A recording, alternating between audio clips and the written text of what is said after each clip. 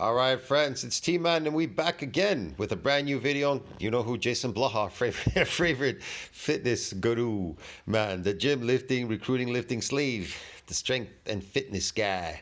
Look at that shot. Is that not? Look at him, man. He's looking amazing. Aged like fine wine, dude. I could swear this guy, if you asked me how old he was, because I showed a picture just like that to a friend, and I said, how old do you think this lifter is? And he told me 80 years old.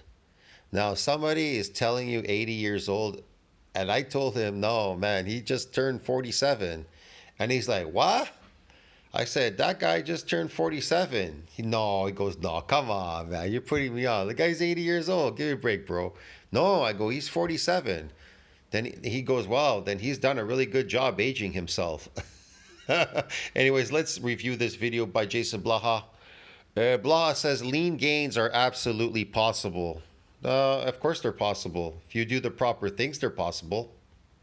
All right, let's talk a little bit about, the scientific data that we He's looking quite flat there, isn't he? have on lean gains. And when you really look at all the stuff that's out there, it becomes apparent that some of the classic models of bulking and cutting, barring getting contest lean, are probably not necessary. People really do not need to gain body fat to gain appreciable amounts of muscle or to even get close to their potential. Again, The appreciable man, he still hasn't come around yet. Wow, it's okay. They don't have to gain appreciable amount of body fat to gain muscle. What does gaining fat have to do with gaining muscle? That made absolutely zero sense, dude. You understand me, guys? That made zero sense. You don't bulk. You don't get fat to build muscles, okay? This is what you need to do to build muscles. Science tells you what you need. It says right there. This is NCBI. I've done this before, okay? If to maintain muscle mass, the net level of protein balance must equal 0. So it has nothing to do with weightlifting. That's what maintains muscle mass. If you gained any real muscle mass, which is really hard. If muscle is going to gain mass, protein synthesis must exceed protein breakdown. Did it say that you must bulk diet to gain mass, to get fat? You need to get fat to build muscles? Well, how could you build muscles if you're getting fat? Okay, anyway, man, I digress. Whatever. Let's go on with this. Again, I want to be clear here, though. I am not talking about contest rep, but generally speaking, both recomposition and lean gains. Yes, contest. Of course not. Who would be walking around contest rip at 3% body fat? No normal person would be. Gains are possible. And some of the stuff, when you look at more recent studies, are basically finding that aggressive bulks do not cause more muscle growth. Okay? They don't cause any muscle growth, bulks. This is baloney, man. No bulk causes any muscle growth, okay? That's right. Listen, carbohydrates, donuts, carbohydrates, pasta, and all these weird foods and pizza, whatever, Coca-Cola, do not build muscles. They will build you some artificial muscles, but they do not build myofibrillar growth. They build sarcoplasmic growth. In other words, yes, a calorie surplus is absolutely useful for muscle growth. It's absolutely useful, but... Absolutely not. Absolutely not. Only a very small surplus is. In other words, people can gain so slow that the scale barely moves up. And I'm talking stuff like, I've told people, look, gaining a pound a month, perfectly reasonable. And I've had plenty of clients do it. So people say, well, that's so small, you almost can't calculate it. So what? Drinking coffee every day didn't work. It's as long as you are not gaining fat and you are gaining any muscle, do you care how slow it is? Right? Does it matter if occasionally you do have a month where it doesn't go up? Because if you're that tight on it, you probably recomp. If the scale hadn't gone up in a month, you wasted your time. You're a gym lifting slave. I know people that are going to the gym lifting and they're just hoping maybe one day the scale will go up, but the scale is never going up. And here's the thing, and then they try so hard, so they start eating a lot of carbohydrates because that's easy to eat. It's easy to eat it's easier to eat carbohydrates than it is to eat mounds and mounds of meat to build muscle. So they eat a lot of carbohydrates and then they blow up and they go, look, mom, the scale has moved. They gain a bunch of useless weight and the scale has gone up.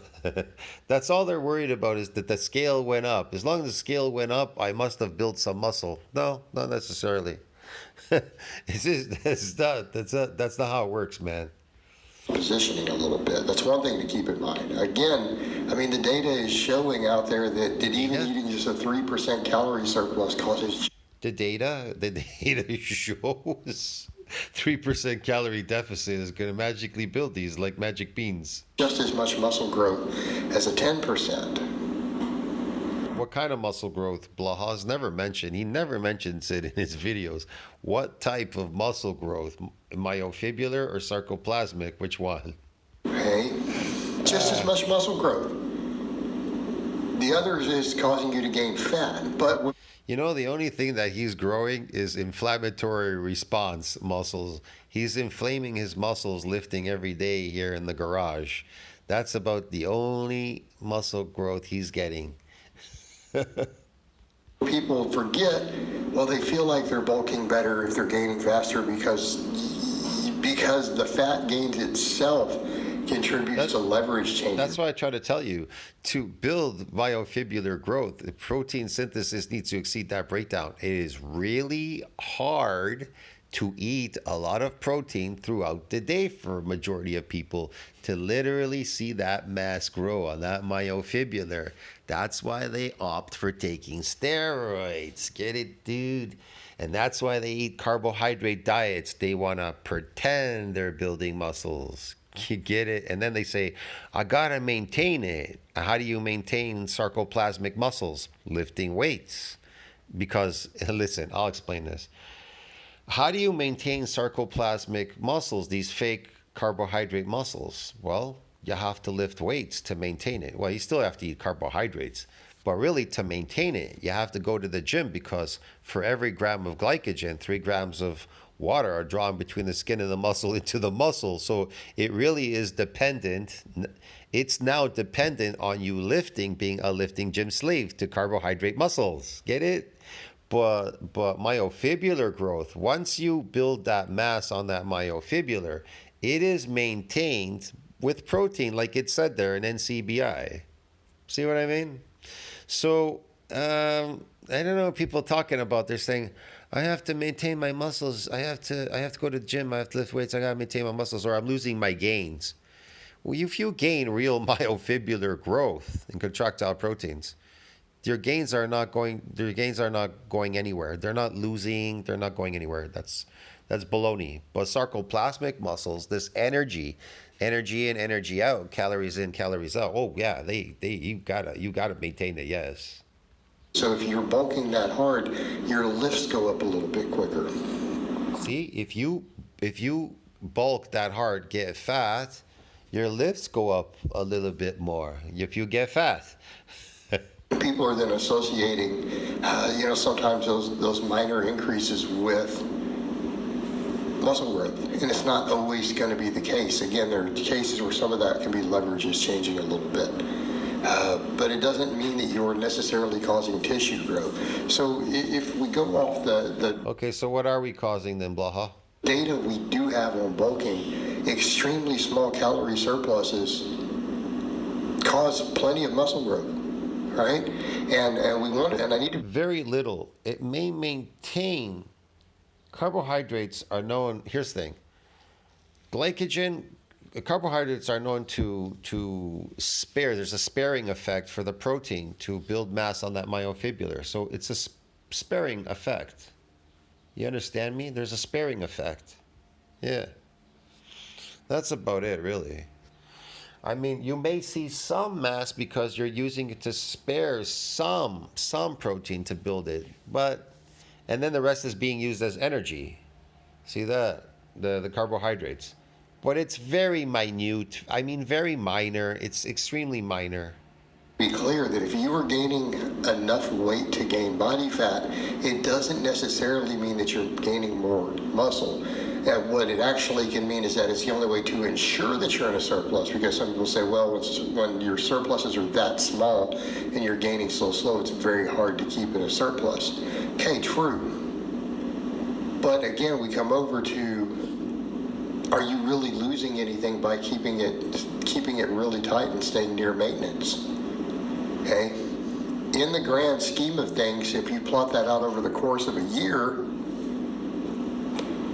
and then you factor in cutting time, okay, you probably are not losing any gains over the course of the year. It's probably costing you nothing. If you have a couple of months, let's say you try to do this all the time. It is costing you if it's being maintained by lifting and eating carbohydrates. Let's say you miss the mark 3 out of 12 months every year. Can you imagine being a lifting slave and going to a gym and maintaining these phony muscles you built, carbohydrate muscles, by lifting all the time? That's why you've slaved yourself to the gym, because you've got to maintain the phony gains with lifting. People always ask me, how do you look like a bodybuilder and you don't lift? Because I'm not into building sarcoplasmic muscles, dude. Get it, man? Get it? I actually build myofibular growth. I put the work in. I put in the real work, what it really takes to build myofibular growth. I don't put in work to build phony sarcoplasmic muscles eating carbohydrate diets. Three of those months, you ended up being at maintenance. Okay, but if your protein intake was sufficient, your training was dialed in, did you gain muscle during those 3 months? You probably did. Maybe in theory you gained a little less because you didn't hit a surplus.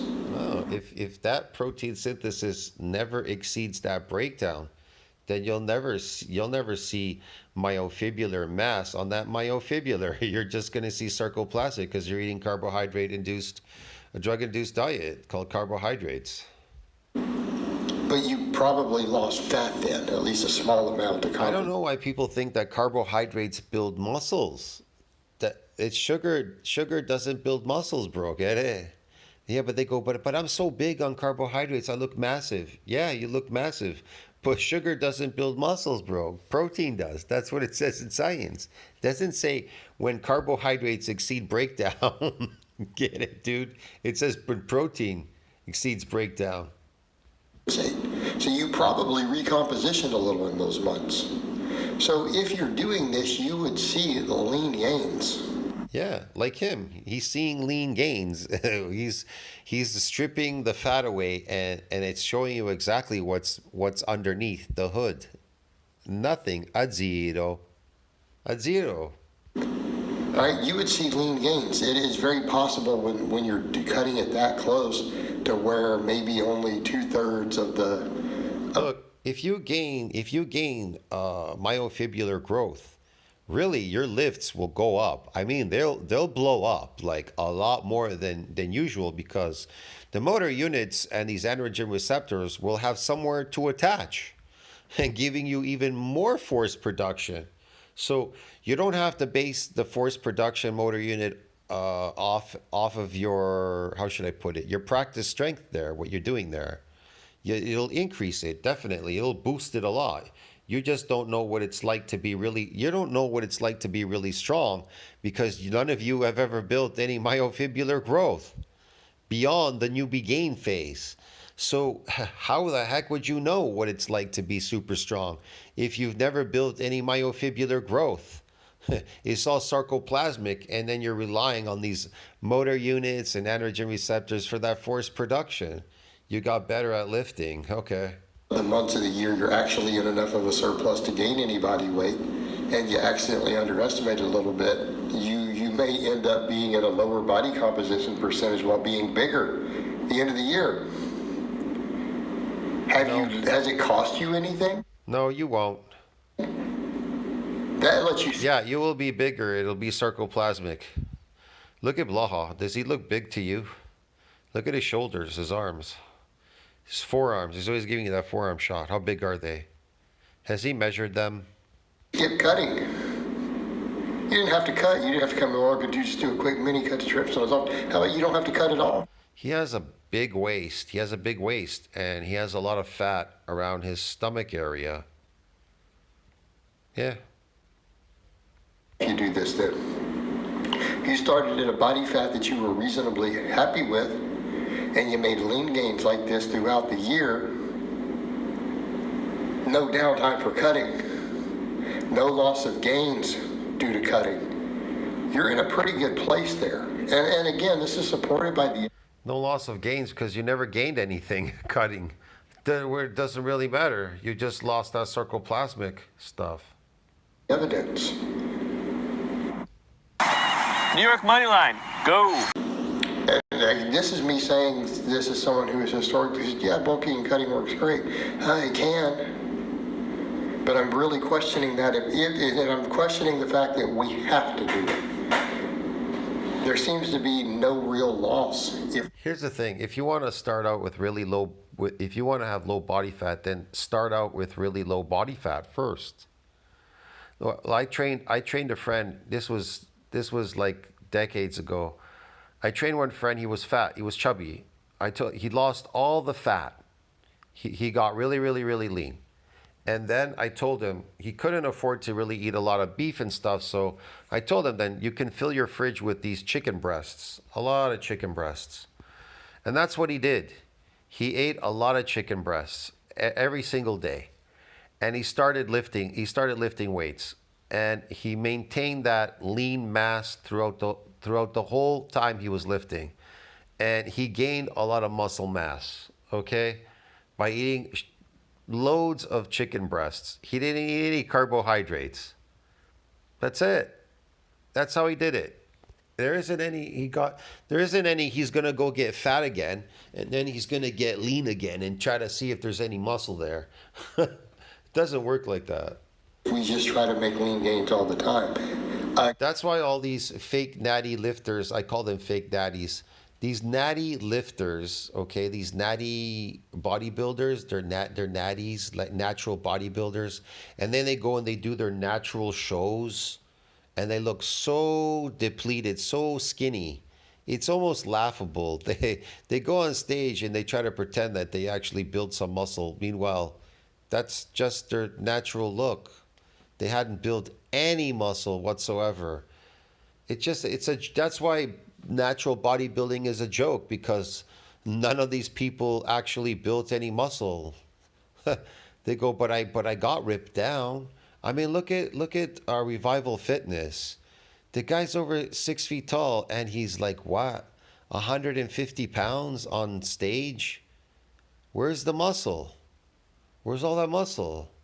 That makes absolutely no sense. Again, assuming you're willing to live with the scale barely moving, assuming you're willing to live with what feels like slower progress, then you're good. And then what about protein overfeeding? We have all those studies on fat loss with protein overfeeding. So essentially, if a person... Fat loss with protein overfeeding. Okay, I can tell you this.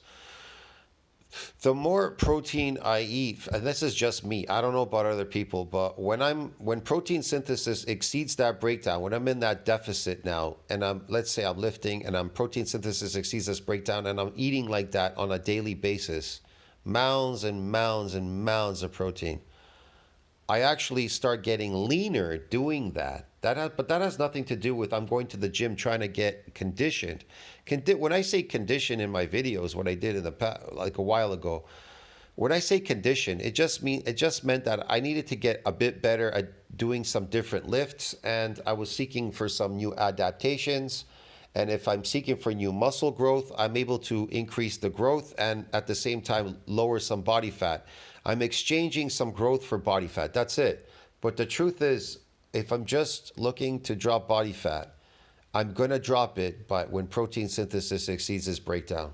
That's it. That's the more protein I eat, the leaner I get. Kept protein super high. Did protein overfeeding, guys. When I say that, I'm talking like, Yeah, get it super high, but none of you are. None of you are. Because you think that you can't afford to eat all that meat, or you're scared to eat it all. And so again, you refer back to your slave diet, your slave ways, the conditioning to eat a slave diet, a carbohydrate induced, drug induced diet, because you're a slave, you're slaving. 1.5 grams per pound of body weight or more and upwards, right? Over 3 grams per kilo of body weight. Those we almost always see fat loss and muscle growth. We see recomposition. We have plenty of studies over decades showing in a lot of athletes recomposition is possible. So Yeah, I'm not saying that recomposition isn't possible on a very high protein diet, but it needs to be very high, and you need to be. I'll tell you the reason why. Because, man, your nitrogen balance needs to be positive, and so when it's positive, what does that correlate with? Being what? Anabolic. Now, what's the difference between fake lifters that take androgenic and anabolic steroids? Well, a lot of them take very high androgenic steroids. They bulk up on them. And what do they do when they want to cut down? What do they take? They take high anabolics. The anabolic is higher than the androgen in the steroid. And that's what's going to rip them down. Okay, what's going to cause you to rip down, to lose body fat, but gain mass at the same time when protein synthesis exceeds this breakdown? Okay, what is that? What does that place you in? A positive nitrogen balance. And what is a positive nitrogen balance associated with? Being what? Anabolic. So if you're anabolic, you're going to lose body fat and gain mass at the same time. You're going to gain real muscle mass. Yes, dude. what I'm getting at is this may not be necessary. We may be able to just make lean gains and keep your abs year round. Again, if you're willing to track food more closely, you're willing to keep protein extremely high, and the end result won't be less gains. That is very much the point that I'm trying to make. It's not costing you anything. How could that cost you lean gains? You're gonna get more gains. What are you talking about? Eating protein. That's the main driver of muscle mass. All it's doing is letting you stay much leaner, to have good body composition all the time. What are you talking about? That's what builds muscles, bro. Protein, not your carbohydrates. Expense of you've got to track stuff closer, you're going to have to eat a lot more protein. Oh. You're going to have to use all these methods to keep everything in tighter, but it's not costing you any muscle growth. That's what we need to be clear of. Again, a lot of times guys are bulking a little harder. What? It's not costing you any muscle growth? The point of eating protein is to build muscle growth. To eat it, to build mass. What are you talking about? It's the only way to ensure they're in a surplus. But And then he goes back to talking about bulk diets. Be sure you're in a surplus. Bulk diet, a fat diet to get fat. How do you build muscle? Let's get fat. Oh, how do we not gain any more muscle? Overeat on protein. What? it's also not necessary for you to have a heavy surplus to gain. You could literally be in a lean gains most of the year and a few months where you accidentally fall short and you end up losing a little body fat in those months while still making minor, tiny amounts of progress. I'm not seeing a downside here. Oh boy. Other than the scale is going to go up very, very slowly. But if you're a drug-free lifter, it's going to go up slowly. We're going to be doing this over extended periods of time, and we're playing the long game on top of it anyways. We're playing the long game. So what? As long as you make the gains, as long as you make them consistently, That's all that matters. there is no loss here. The only loss is that it requires you to be tighter with your food and to track more closely. That's it. But you're not. All right, guys, but that's really all I have to say on that today. I hope it's been informative, and I'll talk to you guys and gals next time. That's why everybody's failing out there, because Everybody's bulk dieting. They're doing the wrong things to try to build mass and strength. They're doing the wrong things, bro. Get it? Okay, man. I guess this is the bodybuilding world. I don't know. The fake world, yes. But anyways, friends, tell me what you think about that. Like, subscribe. That's my reaction to this video. I highly reacted to it. Yes, definitely. I'll see you in the next one. Like, subscribe, comment down below. Helps with the algorithm. I'll see you in the next video, friends. He looks very washed out there. Very washed out, yes. The Gainz, they're coming on. Yes. He's gaining.